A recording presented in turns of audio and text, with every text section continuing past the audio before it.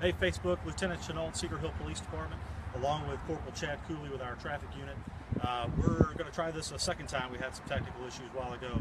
So it's December 15th, and it's the holiday season. The holiday shopping season is in full force. The traffic around Cedar Hill is definitely increased with all the shoppers, and we want to talk to you about something that we think is going to help keep you safe as you travel through Cedar Hill this season.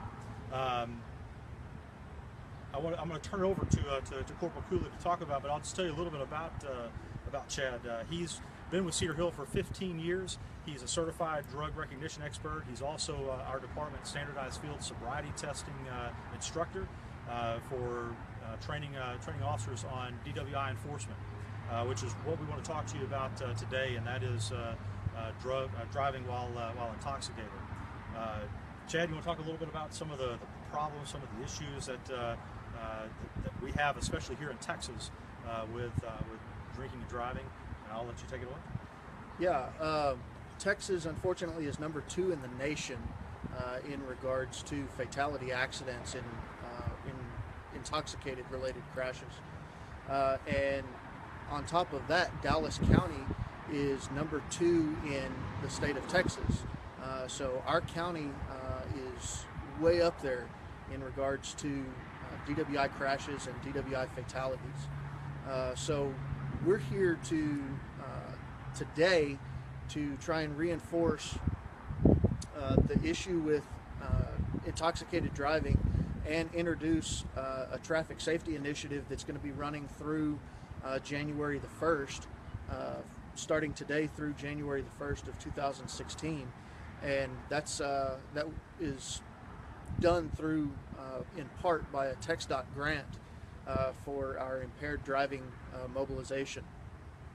And what that means for the citizens of Cedar Hill is that you will have extra officers out during this holiday season looking specifically for nothing but intoxicated drivers and getting them off the roadways to keep you and your property safe, hopefully before they cause an accident. In addition to that, this grant will fund multiple other sessions throughout the coming year of 2017. And Chad, you said a while ago that it's through January 1st, 2016, but we want to make sure everybody knows 2017. It's 2017. We're already at that point where we're getting ready to start a new year. And we want to make sure that you're safe as we start that new year. And as Chad said, we have the enforcement side of DWI education, or DWI activity from our end, but we also have an educational component that we want to share with you too, and that is something that will be rolling out this winter called our Drive to Survive program. And what this is, really quickly, is the use of a pedal cart and special impairment goggles to demonstrate what it feels like to drive a car while under the influence of alcohol or another substance. So we have one of our community service officers that's joining us, Matt Grigsby, here off camera right now, and he's gonna put the goggles on, and we'll show you what it looks like with one of these pedal carts, and we'll come back and talk to you a little more about it. While he's getting set up, if you have questions for us about DWI and about enforcement of DWI, feel free to post those comments, and even after we're over or after we're finished here, if you have more comments, feel free to post them, and we'll be monitoring through the week, through the night, and be sure to try and give you an answer as quickly as possible. Matt, take it away, man.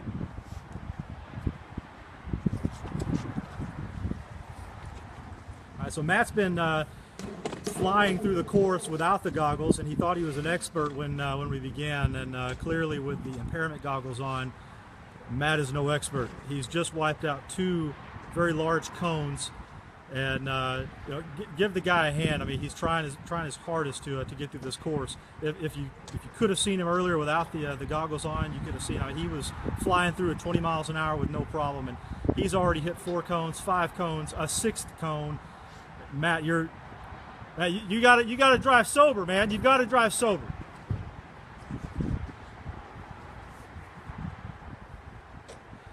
Hey, give the man a hand for at least being willing. Oh, there's cone number 7. Is he going to get out of the trap? Is he going to get out? Nope, not until he takes out the cone again. All right, man, come on back, come on back.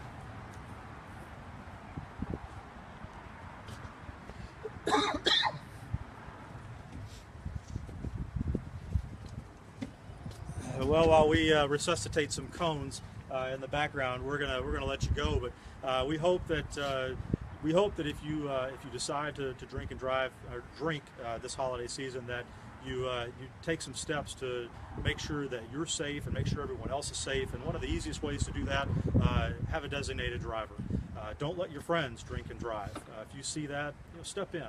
It does save a life. I can tell you that between Corporal Cooley and myself, we've responded to a number of drunk driving accidents over our career.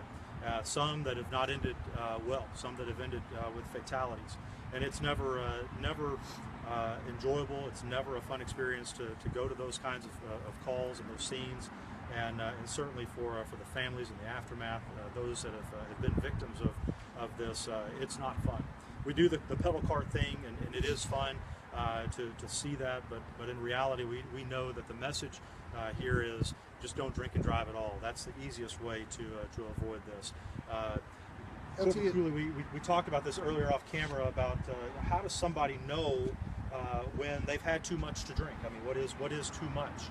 Yeah, I was just going to bring that up because the goggles that you saw Matt wearing would simulate an intoxication level of somebody that had just maybe had even 2 beers. And depending on your body type and everything like that, there's a whole lot that goes into it.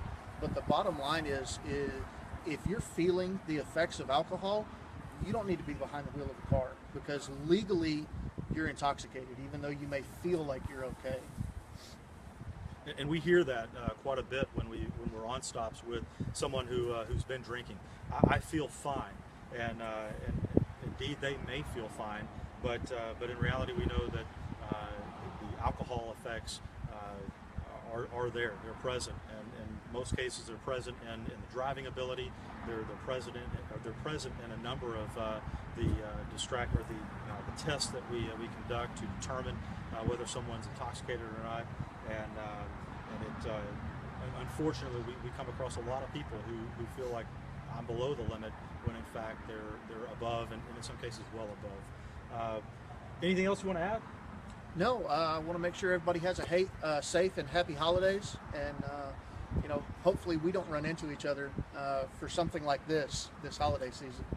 So again, remember our enforcement time frame is today, beginning December 15th and running all the way through January 1st of 2017. And one other thing we didn't bring up is the fact that during this enforcement period, it's a no refusal enforcement period, which means you can't refuse. We're going to do the testing.